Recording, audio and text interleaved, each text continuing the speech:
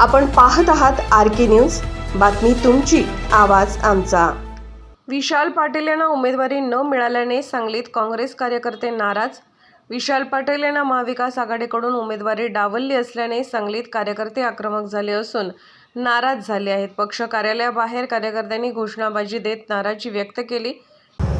नैसर्गिक आहे, स्वाभाविक आहे, कारण स्वाभिमानी काँग्रेस कार्यकर्त्याला हे वाटणं साहजिक आहे। विशालदादांनी वैयक्तिक ही भूमिका व्यक्त केलेली नाही, ही काँग्रेसवर अन्याय करणारी ही बाब आहे। कारण सातत्यानं काँग्रेस 16 वेळा इथं जिंकलेली आहे आणि काँग्रेस मनात, जनात आणि मनामनात प्रत्येक इथल्या जनतेमध्ये रुजलेली असल्यामुळं त्या स्वाभाविक आहेत की ह्यावेळी आशा होती, गेल्यावेळी इथं आमचं चिन्ह गोठवलं गेलं, ह्यावेळी आशा होती की आम्ही 100% आपल्याला ही जागा मिळेल, आपण हाताच्या चिन्हावर येऊ, पुन्हा मागच्या वेळी झालेला विशाल पाटलांचा पराभव आम्ही धुवून काढू, ह्या भावनेनंच आम्ही सर्वजण कार्यरत। महाविकास आघाडीची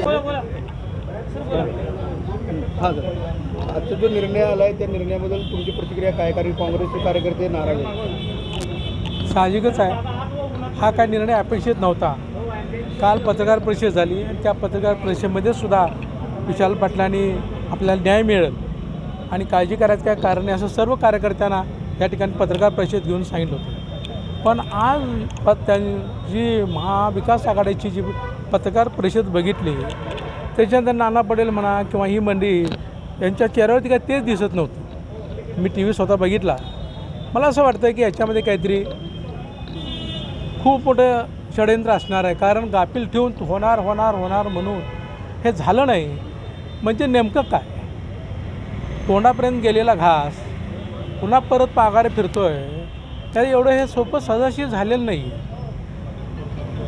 ज्याचं कोणत्याही प्रकारचं स्वतःचं योगदान नसताना एखादा मनुष्य येतो, इथं काय मिरजेला सभा काय होते, त्या सभेमध्ये अनपेक्षितरित्या कुणाच्या ध्यानीमानी नसताना तिकीट डिक्लेअर होतं आहे काय, या सगळ्या गोष्टीचा जर का विचार केला तर जनता काही खुळी नाही।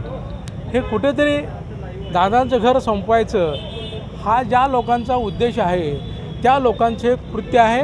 ह्याला दुसरं आमचे जे नेते मंडळी आहेत काँग्रेसचे, विश्वजित असतील, विक्रम असतील, ह्यांनी खूप प्रयत्न केले, अगदी जीवापाड प्रयत्न केले, परंतु काय व्हावं असं तुम्हाला वाटतं? आताच्या निर्णयासाठी हे जे वरील 4 लोक आहेत आता आमचे, विश्वजित म्हणा, विक्रम सावंत, पृथ्वीराज पाटील, विशाल पाटील, हे एकत्रित बसतील।